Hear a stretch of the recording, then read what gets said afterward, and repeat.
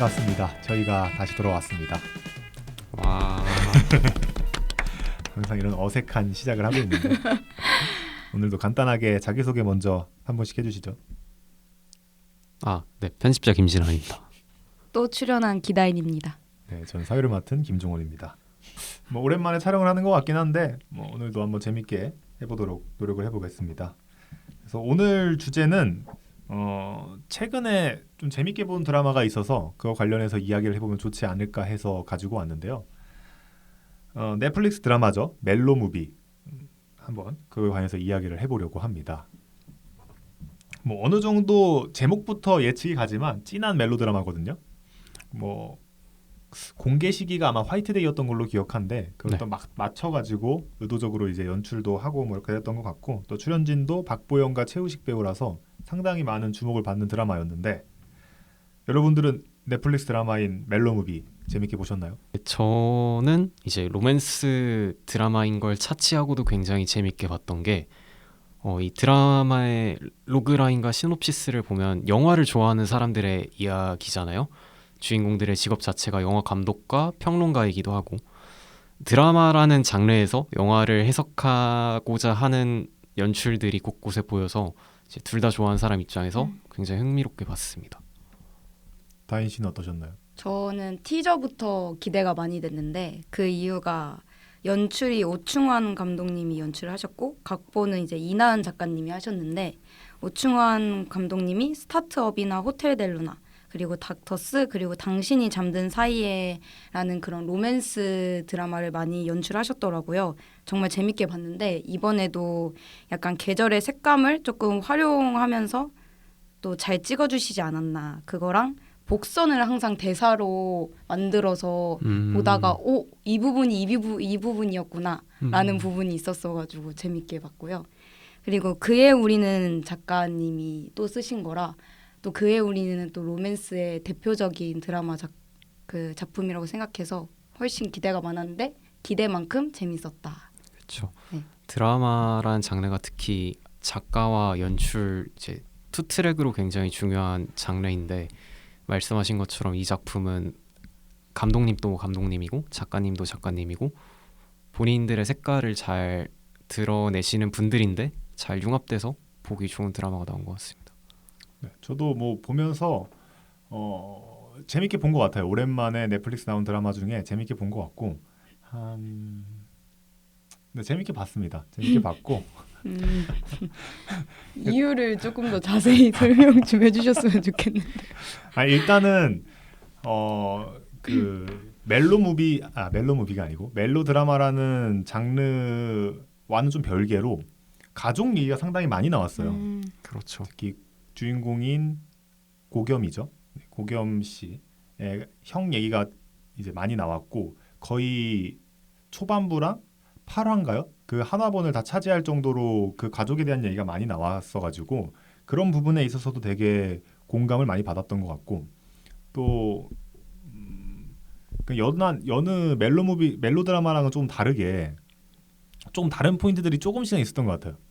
뭔가 이게 신선하기 위한 접근일 수도 있고 그럴 수도 있는데 그런 느낌을 받아서 조금 신선하고 재밌게 봤다 그렇게 생각합니다. 뭐 지금 종원 씨가 이야기한 지점에서 생각을 해보면 이게 제가 정확하진 않습니다. 멜로랑 로맨스라는 장르 자체가 완전히 똑같은 장르는 아니잖아요.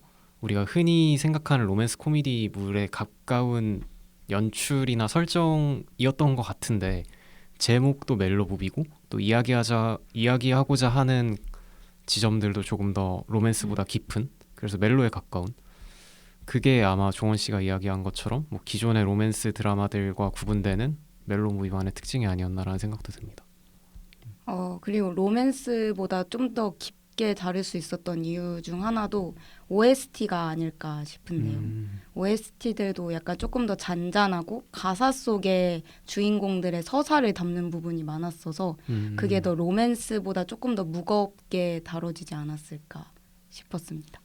OST가 총 한 10곡가량 수록되어 있는 것 같은데 그 곡들이 다 좋았어요. 일단 드라마에 잘 어울리는 곡들이 되게 많았고 보통은 거의 다 이제 제작을 하죠. 드라마가 나옴과 동시에. 그래서 그런 노래들이었기 때문에 좀 극 상황에 잘 맞지 않았나 그런 생각이 들고 특히 그 주인공 그 이름이 고겸 씨. 고겸 씨 말고 서브 남주 홍시준, 홍시준 이준영 네, 배우. 홍시준이고 네. 이준영 배우가 직접 OST 한 곡을 참여했잖아요. 어, 그 노래도 상당히 인상 깊게 들렸어요. 제목이 뭐였지? 언덜 선셋. 맞아요. 네. 언더 선셋인데 감정이입이 되게 많이 되더라고요. 그 노래 자체에.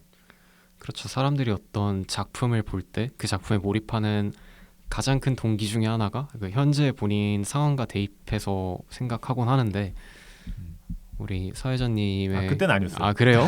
그때는 아니고. 제가 큰 오해를 했네요.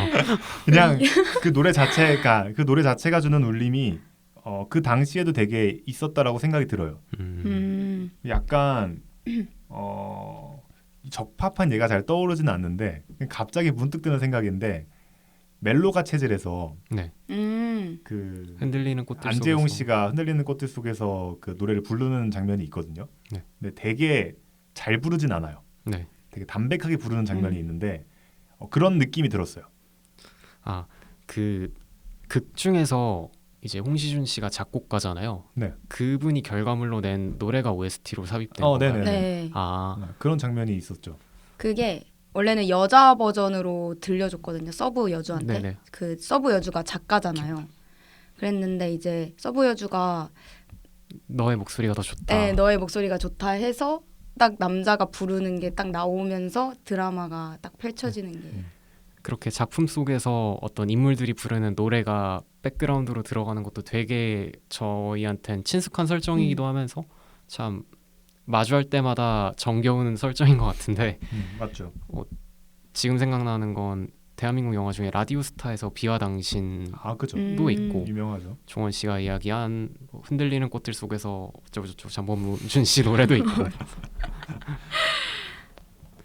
그런 연출들이나 이런 것도 충분히 드라마를 재밌게 볼 수 있는 요소 중에 하나가 아니었나라는 생각이 듭니다. 근데 또 살짝 아쉬웠던 점은 이게 작가가 겹치니까 최우식이 항상 자기 자신이 좋아하는 여자한테 조금 댕댕이 같고 그런 캐릭터가 좀 많이 겹치지 않았나. 그게 살짝 아쉬웠어요. 아, 응. 저는 그런 최우식 배우의 캐릭터성도 그렇고 또 하나 제 눈에 조금 밟혔던 건 이게 비슷한 시기에 촬영했는지는 정확히 모르지만 그 살인자 이응난감 혹은 살인 장난감이라고 넷플릭스 드라마가 있는데 알죠. 최우식 씨가 이번에 멜로 무비에서 한 중반부에서 중반부까지 스타일링이 그 살인 장난감 배역의 스타일링이랑 굉장히 유사해가지고 저는 그에 우리는 생각도 많이 났지만 시각적으로는 그 살인 장난감 생각이 너무 많이 나가지고 그 부분이 조금 눈에 밟혔었습니다. 아무래도 이제 워낙 짧은 시기에 많은 드라마들을 찍었던 배우들이 다수기 때문에 그렇죠. 그리고 그 인물이 가진 어떤 그 외형을 최대한으로 살린 스타일링을 하다 보니까 그죠. 다른 시기에 써도 비슷한 결과물이 나올 수도 있는 거고요. 근데 저도 보면서 그의 우리는 생각이 좀 많이 나긴 했어요. 전반적으로 일단 배우가 같은 게 컸겠죠. 그렇죠. 작가님도 같고 작가도 같고 남자 주인공도 같다 보니까 컸고 또 어찌 됐든 또 약간 메인과 서브가 둘 다 공존하는 느낌이었잖아요. 물론 이제 결은 완전히 그쵸, 다르지만 그쵸. 그래서 그런 느낌들 때문인지는 몰라도 그의 우리는 생각이 되게 많이 났다. 그런 느낌은 조금 있네요. 그리고 한 가지 좀 아쉬운 거는 그런 것도 있었어요. 뭐 대부분의 멜로 드라마나 아니면 장르가 주는 그 어쩔 수 없는 점이긴 하지만 너무 우연히 많이 겹치지 않나 그런 생각이 조금 들긴 했어요. 그렇죠. 근데 말씀하신 것처럼 그건 이제 사랑 이야기를 극으로 풀어내기 위한 그렇죠. 그 장르의 전유물이라고 네. 생각하기는 해요. 극 중에서도 최우식 씨가 처음에 그러니까 고겸이 김무비 옆집으로 이사에 들어갔을 때 극중 인물들의 대사로도 발현이 되거든요. 이게 우연인 게 말이 되냐. 그죠. 관객들한테 어느 정도 귀엽게 양해를 구하는 거죠. 우리 그 사랑 이야기 하려고 이런 설정 가져왔어요. 핍진성과 개연성 인정해 주세요. 이런 식으로 하는 거죠. 사실 그게 제일 이해 안 되긴 했어요. 그 딱 한 장면이. 그러니까 옆집으로 이사 가는 경우가 뭐 그렇게 많이 그러니까 덜 쓰이는 소재는 아니고 되게 많이 나오는 소재긴 한데 그렇죠. 확률적으로 말이 안 되니까 너무 티적으로 보나? 그렇죠. 그런데 저도 물론 전 문과여서 문과적으로 해석을 해보자면 뭐 이렇게 넓은 세상에서 특정한 마음이 맞는 두 객체가 만나서 연애를 하고 사랑을 한다는 것 자체가 굉장히 희박한 이야기고 그 역시도 독립적으로 보면 굉장히 낮은 확률이잖아요. 그죠? 그렇죠. 종원 씨의 연애가 그랬을 수도 있고, 그러니까 뭐지? 그러니까 우리가 극에서 보는 그 우연도 우리 일상에 마주하는 여느 우연과 비슷한 확률일 수도 있다. 다만 이제 극으로 풀어내기 위해 그런 장치가 있었을 것이다. 그죠? 근데 이거는 그러니까 장르 특성상 어쩔 수 없는 거예요. 장르 특성상 뭐 모든 드라마가 이러잖아요. 멜로드라마는 이런 거 없으면 전개가 안 되니까 그게. 그죠? 그렇죠. 또 그런 거를 일부러 보려고 멜로드라마를 보시는 분들도 있으니까. 그렇죠. 유치한 맛에 본다 뭐 네, 이런 유치한 이야기도 맛에. 있고. 그렇죠. 그렇긴 합니다. 네, 여하튼 뭐 총평, 논평은 이 정도로 마치도록 하고요. 어쨌든 이제 멜로 무비를 보면서 혹시 두 분은 약간 본인이 생각하는 최애 장면이 있나요? 아니면 뭐 캐릭터에게 좀 감정이입이 된다거나 뭐 그랬던 장면들이 있었을까요?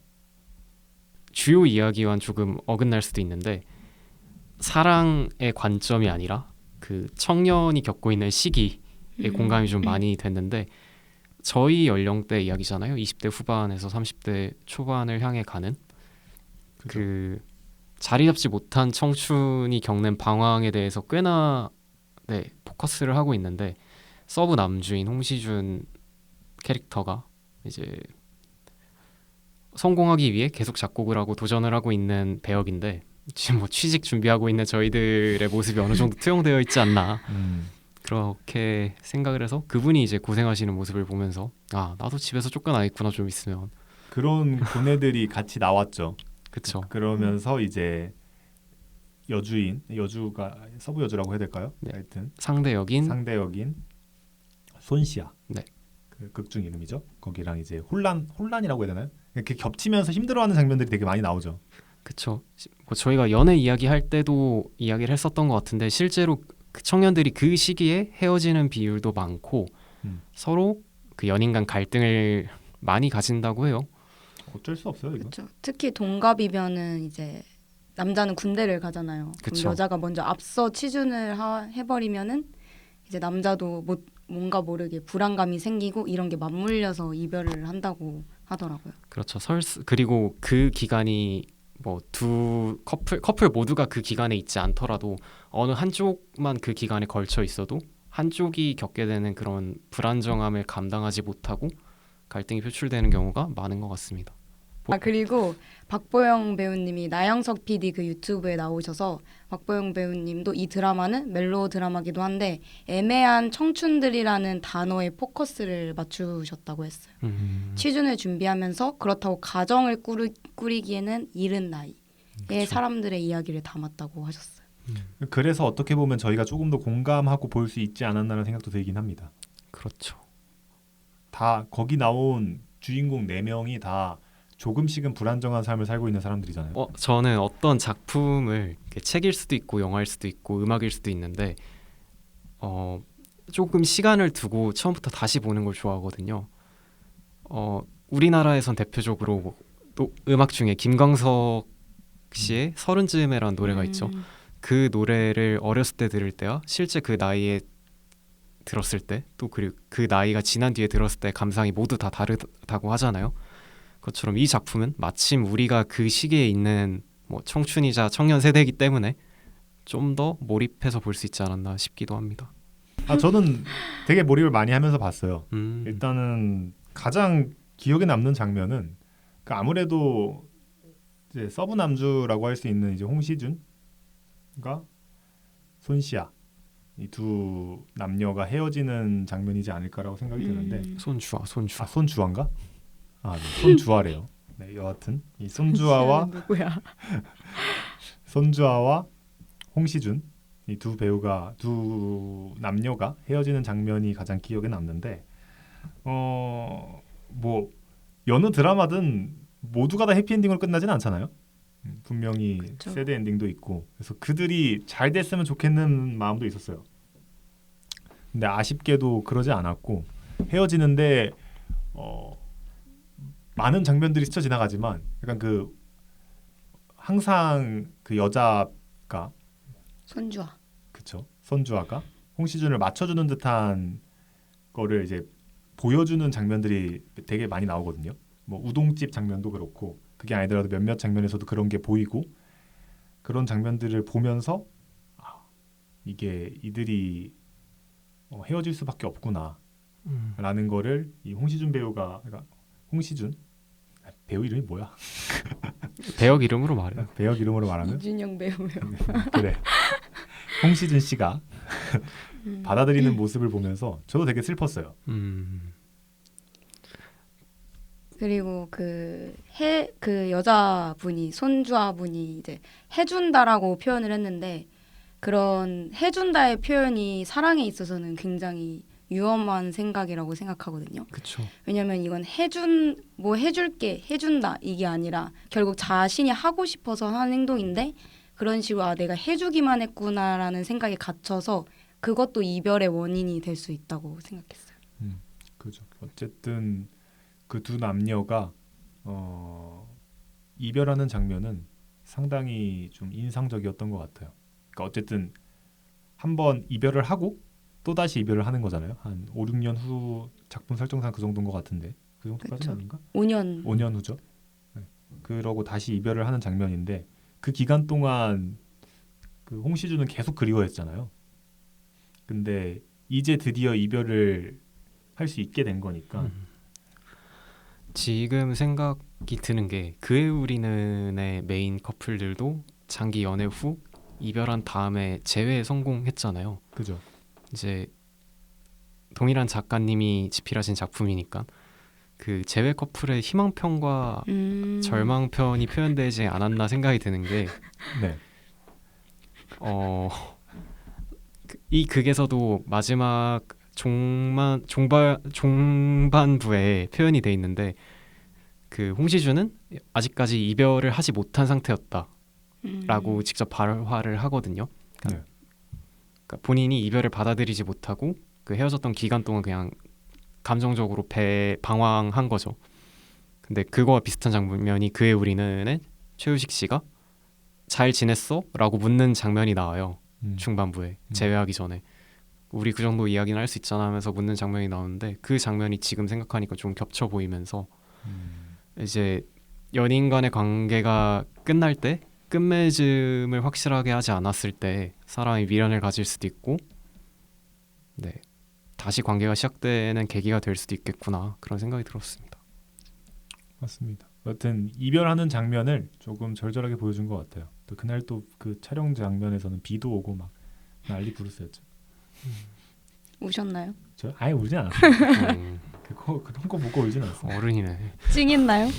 찡은 했죠. 근데 사실 그때는 찡보다도 아이씨 이러면서 끄긴 했는데 여하튼 저는 박보영이 그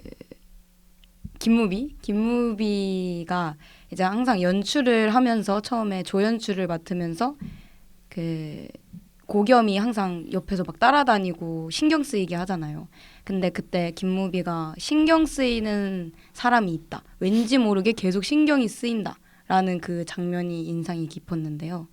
왜냐하면 뭔가 저도 항상 사랑을 시작할 때는 뭔가 모르게 신경이 쓰이고 아무리 한 20명, 30명이 있어도 막 그 사람만 보이고 저걸 좀 챙겨주고 싶은데 왜 자꾸 아른거리지?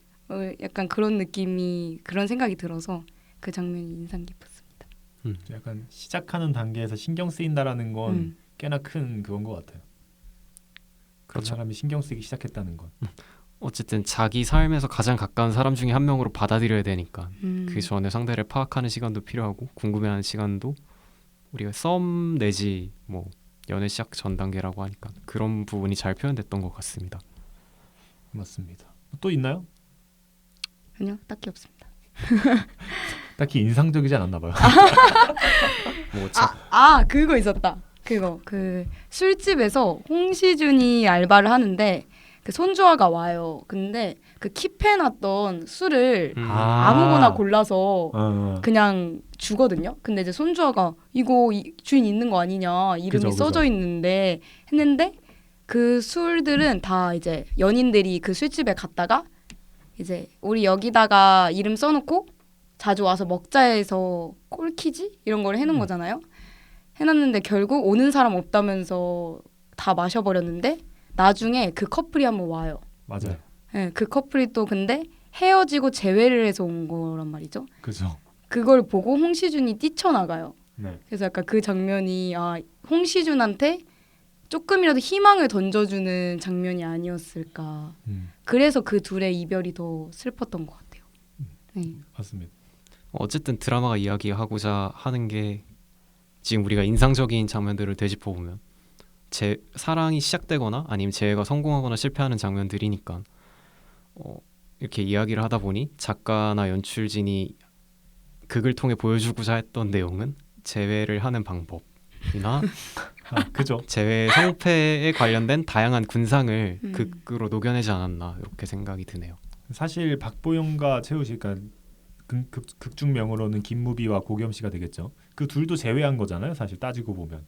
그렇죠. 그쵸. 뭐 30분 사귄 것도 사귄 거라 해야 되나 싶지만 뭐 엄밀히 따지면 공식적으로 사귀지 뽀뽀했잖아요. 않았던 인물들이 네. 뽀뽀하면 사귄 뽀뽀했으니까 건가? 사귄 거죠. 사귄 거죠. 스킨십이 있었으니까. 논쟁? 뽀뽀하면 사귄 거죠. 어떻게 안 사귀는데 뽀뽀하니까. 그죠. 그 정도면 서로 손잡아도 이제 사귄 거지. 손잡으면 사귄 거지. 오케이. 여하튼 이제 그렇기 때문에 그런 걸 보여주지 않았나 싶고, 또 저는 좀 약간 한편으로 이 주인공 외에, 그러니까 주인공 4명 외에 다른 두 배우들도 기억에 남는 두 배우가 있어요. 일단 그 술집 아저씨, 그 아저씨와 연기를 너무 잘하시네. 그러니까 그런 처형덕스러운 연기를 너무 잘하셨고, 뭐 저희가 평가할 위치는 아니지만, 그리고 극 중에서 잘 되게 녹아들었던 것 같아요. 되게 고마운 분이잖아요. 고겸한테는. 그렇죠. 그렇죠. 어쨌든 케어해주시고 사고 났을 때도 계속 케어해주신 분이니까 그런 분이 있다는 것도 드라마니까 가능한가라는 생각도 들었고, 그다음에 이제 인상적이었던 거는 고겸의 형이죠. 이제 김재욱 배우가 했던 역할인데 그 형분이 죽기 써놨던 그 편지가 있어요. 기억하셔요? 대충 내용까지는 네. 제가 정확하게 기억 못하는데 그냥 뭐 너 때문에 살았고 너 때문에 뭘 했고 너 때문에 뭐 이렇게 했다. 근데 지금 생각해 보니까 너가 있어서 더 살고 싶다라는 뭐 그런 대충 그런 내용이었거든요. 근데 그런 말들도 상당히 좀 와닿았던 것 같아요. 그래서 그렇죠. 그 멜로 장르라는 드라마로 보지 않고 딱 그 가족물이라는 장르로 봤을 때 제가 기억엔 아마 8화일 거예요. 그 김재욱 배우가 죽는 장면이. 그래서 그 화 자체도 상당히 잘 녹아 들어가 있지 않나.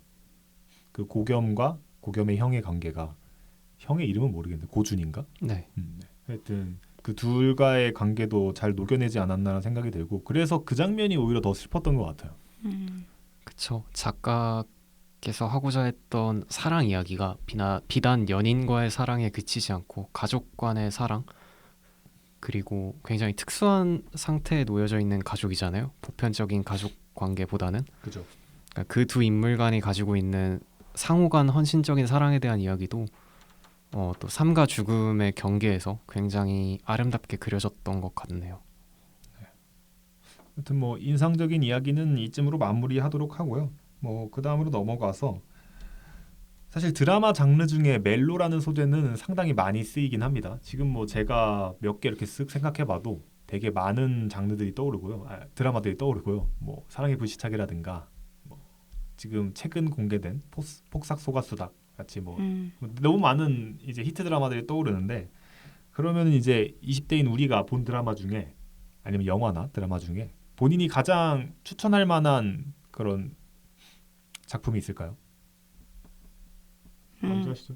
저는 SBS 드라마의 2015년도인가 2016년도 아무튼 둘 중에 작품인데 사랑의 온도라는 드라마를 추천해주고 싶어요. 그게 이제 양세종이랑 서현진 그리고 이제 멜로무비에도 나오셨던 김재욱 배우님이 나오고 또 조보아 배우님까지 나오시는데, 그 드라마가 이제 35분씩 짧게 40회 정도가 돼요. 근데 이제 온라인 채팅으로 시작해서 현실에서 만나게 된 드라마 작가 지망생 제인과, 이게 서현진이고, 프렌치 셰프를 꿈꾸는 착한 스프, 이게 양세종. 그리고 다양한 주변 인물들을 통해서 약간 청춘들의 사랑과 관계를 그린 드라마예요. 근데 이제 극 중에서 약간 드라마 작가 지망생이라서 그 서현진, 이현수 작가가 계속 떨어져요. 드라마. 나이는 찾는데 떨어지고 집에서는 죄송해요. 누구를 저격을 한 거네. 근데 또 동생은 교사인 거예요. 그러니까 지금 집에서 나만 취직을 하면 되는 상황이었는데 계속 떨어지는데 그때 막 양세종이랑 사랑이 시작돼요. 그 극 중에 온정선 셰프인데 근데 온정선 셰프도 그 파리의 어떤 유명한 레스토랑에 그걸 지원을 해요. 근데 딱 온정선 셰프가 붙은 거예요. 그거를. 근데 딱 그 전화를 한 날 이현수 작가는 또 떨어지고 동생이 같이 못 살겠다 백수랑. 그래서 쫓아내요. 그래서 그때 전화를 해서 약간 이현수 작가가 내가 제일 불행한 날이 이 사람한테는 가장 행복한 날이구나 라는 걸 느끼고 한강에서 만나요 둘이. 근데 여기서 노래가 같이 나오는데 에이미 와인하우스의 그 백투 블랙이라는 노래가 있는데 이 노래를 틀면서 사랑이 자기는 시시하고 자기는 오늘도 꿈이 현실에 부딪혔다라고 말하면서 굳이 이런 중요하지도 않은 사랑에 나는 별로 목매달고 싶지 않다라고 해서 온정선 셰프를 이렇게 차버려요. 그래서 온정선 셰프도 울면서 인정을 하고 떠나요. 그래서 이 장면이 되게 뭐 멜로무비와 같듯이 뭔가 현실에 부딪혀서 소중한 사람을 잃게 되는 장면이라서 뭔가 지금 저희 시점에 약간 좀 감명 깊지 않을까. 그래서 이런 드라마. 그리고 약간 요즘에 흑백 요리사도 나오고 파인다이닝이나 그런 요리 프로그램이 유행이 했잖아요. 그래서 지금 보면은 그 드라마에 파인다이닝 이런 게 미슐랭 이런 설명이 좀 있어서 볼만하지 않을까 해서 추천드립니다. 책으로도 보시는 게 더 좋아요. 약간 하명희 작가님이 진짜 대사를 정말 섬세하게 잘 쓰셔서. 아 책이 원작인 거예요? 네, 책이 원작이에요. 재밌어 보이네요. 그렇죠.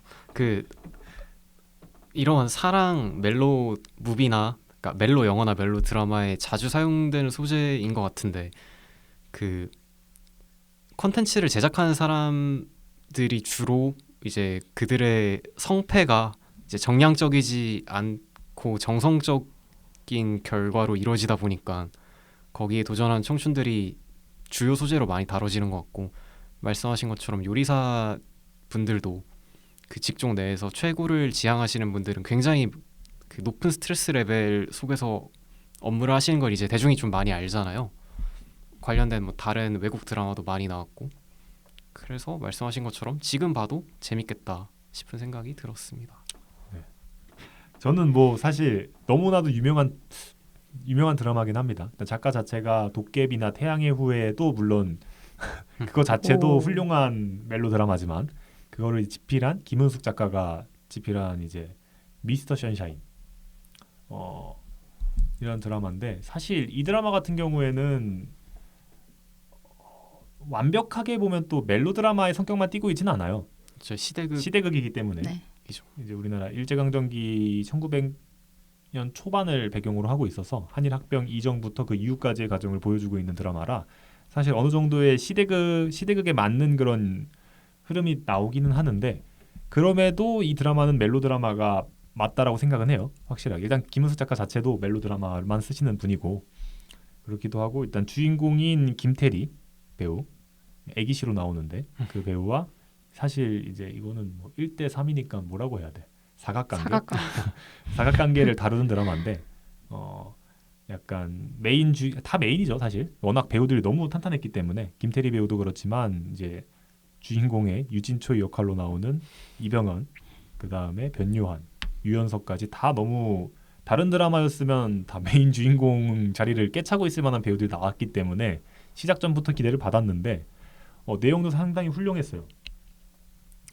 뭐 근데 사실 역사가 스포를 해주다시피 새드 엔딩일 수밖에 없잖아요.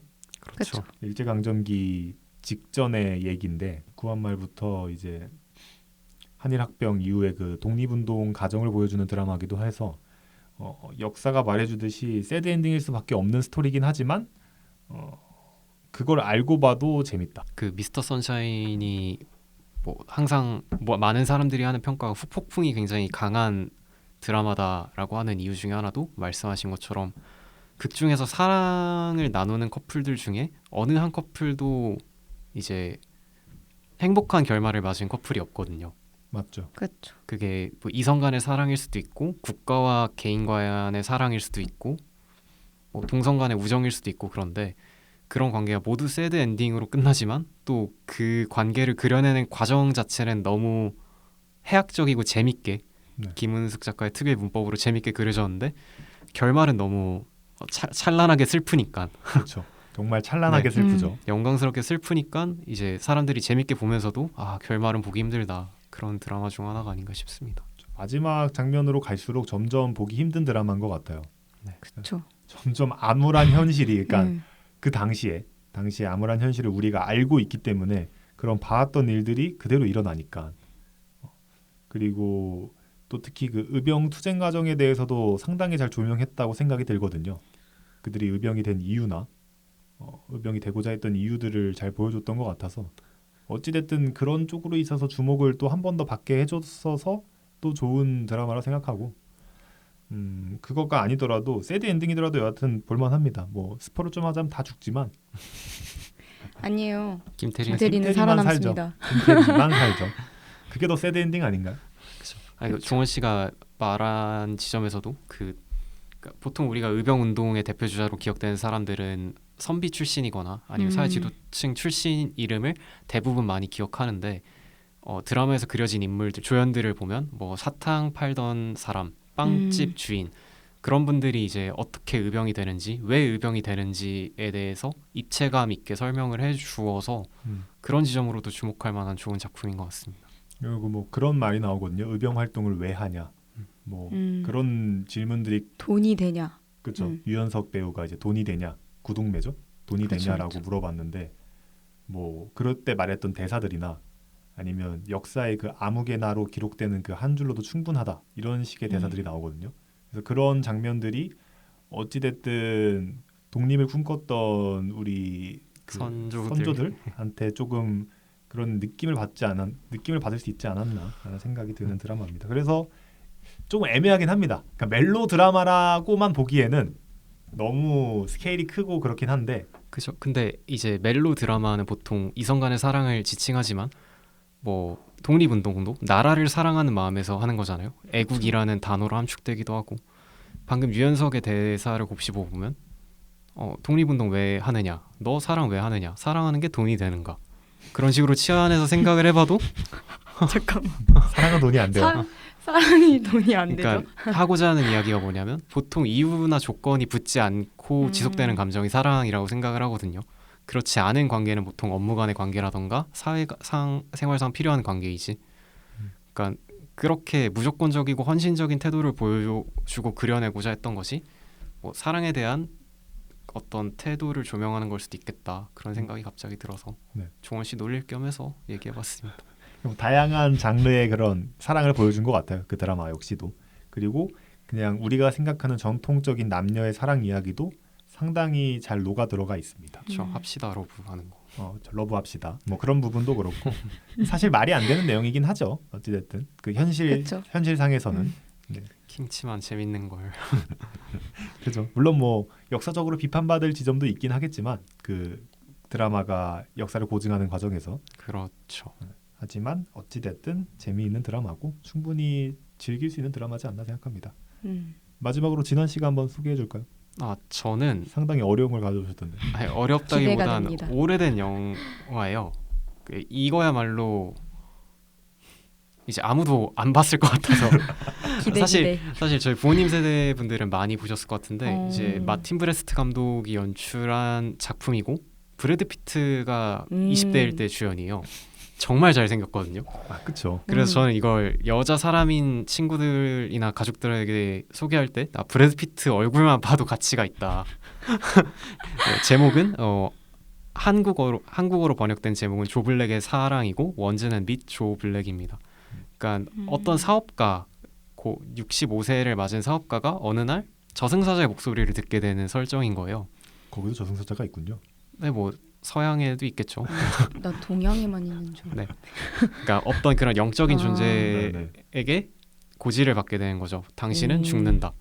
근데 그 우리나라 작품 중에 도깨비의 저승이 그렇죠. 라고 아. 생각하시면 될 것 같은데 이제 그 존재가 브래드 피트의 빙의를 해서 이제 겪게 되는 일들을 그려내는데 그 저승사자라고 이야기를 하죠. 저승사자가 이제 그 사업가의 딸과 이제 썸을 타고 사랑을 하게 되고 그리고 이제 본인들은 어쨌든 떠나야 되니까 그 사랑과 이별 그리고 또 다른 사랑이 시작하는 과정에 대한 은유인데 극 전체가 방금 말씀드린 것처럼 우리나라 드라마 중에선 도깨비와 굉장히 그 분위기가 비슷하고 브래드 피트의 비주얼이 정말 미쳤거든요.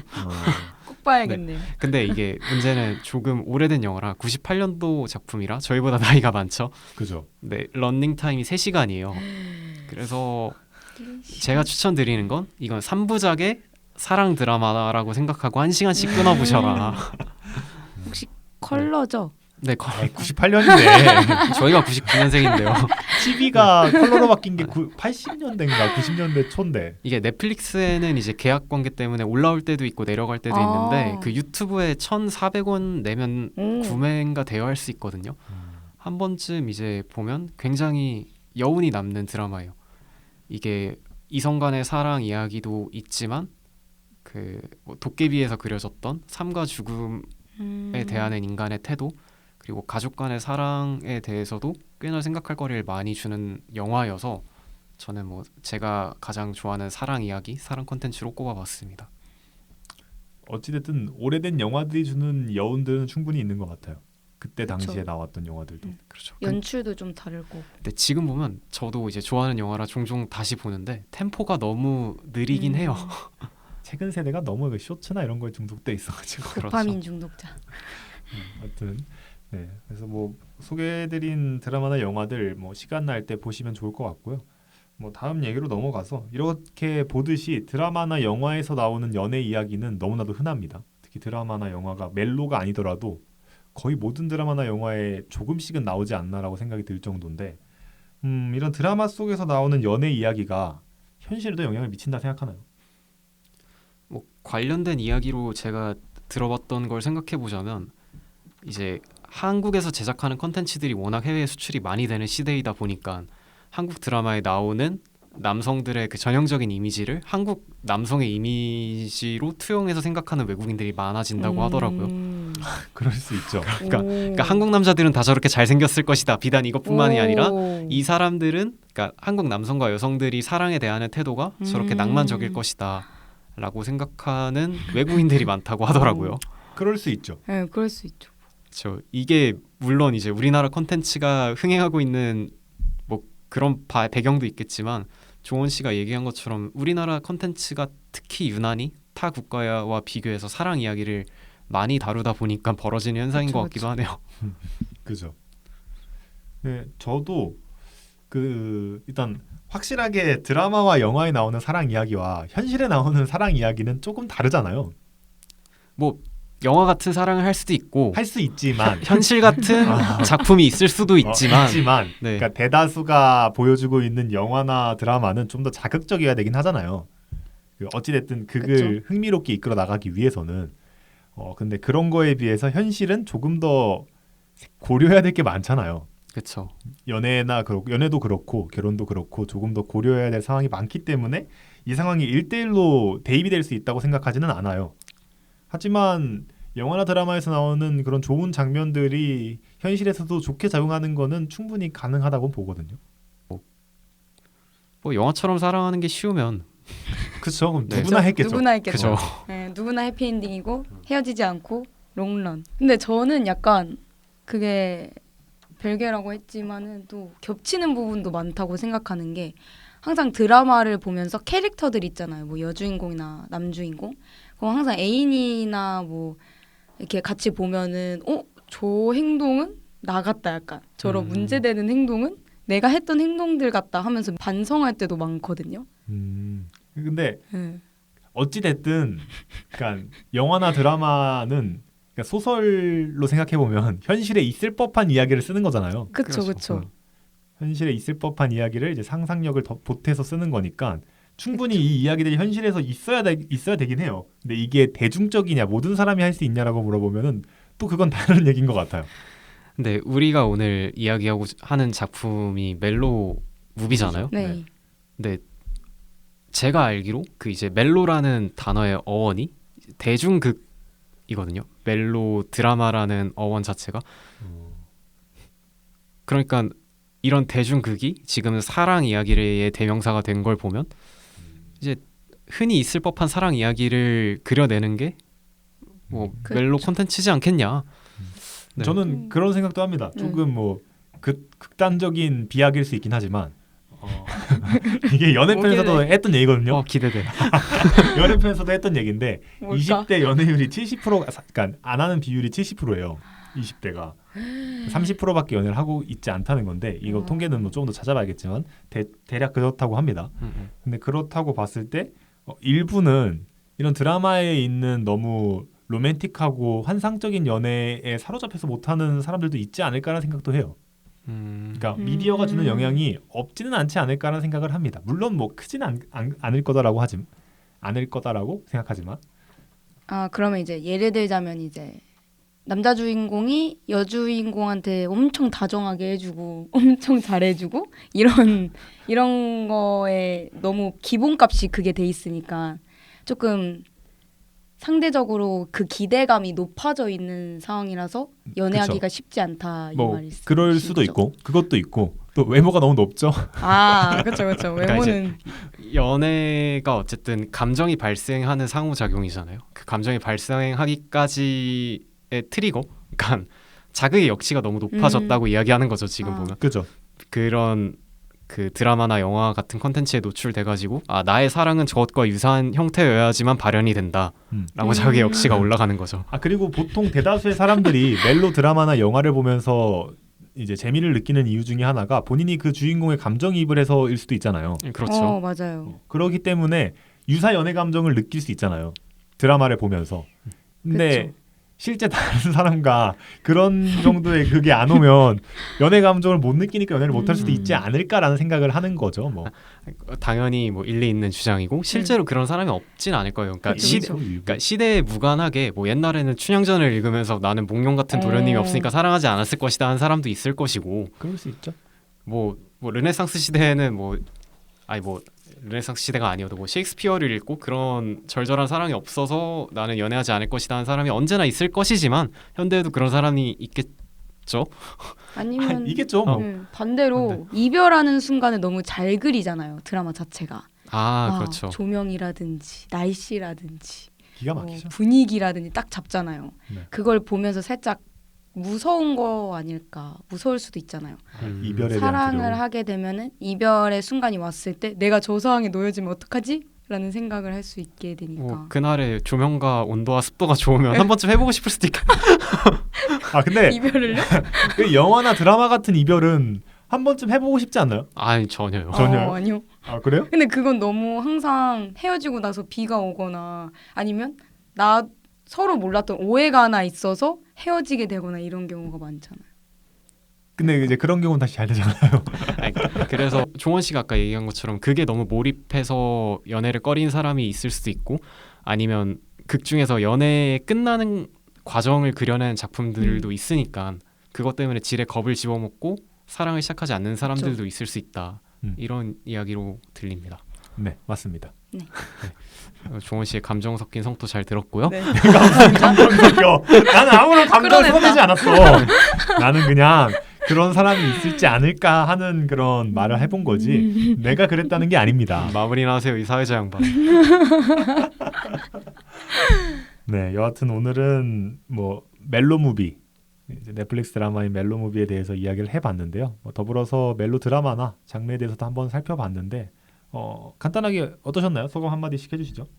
멜로 무비를 되게 제 입장에서만 보고 했는데 뭔가 다양한 사람들의 입장도 들어보니까 제가 놓쳤던 부분도 많았구나 싶어서 꽤 심도 있는 리뷰가 되지 않았나 싶습니다.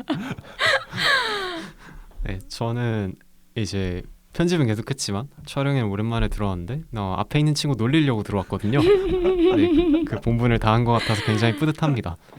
네, 뭘 놀린다는지 모르겠는데 할게 없어요. 헤어졌대요. 네, 헤어졌습니다. 장기 연애 후 헤어졌어요. 네, 아마 이 장면 안 나올 거고요. 이걸 살려야죠. 저도 뭐 어찌됐든 멜로나 뭐 이별 이야기를 하면서 조금은 다시 한번 생각해 볼 수 있는 좋은 기회가 되었던 것 같고요. 재밌었어요. 재밌었고 멜로 무비도 재밌게 봤고 그렇죠. 그렇기 때문에 그거에 관해서 이야기할 수 있는 기회가 있어서 좋았던 것 같습니다. 네, 오늘은 이 정도로 마무리를 하도록 하고요. 여러분 사랑하세요. 네, 좋은 사랑 하시길 바라겠습니다. 네. 감사합니다. 감사합니다. 감사합니다.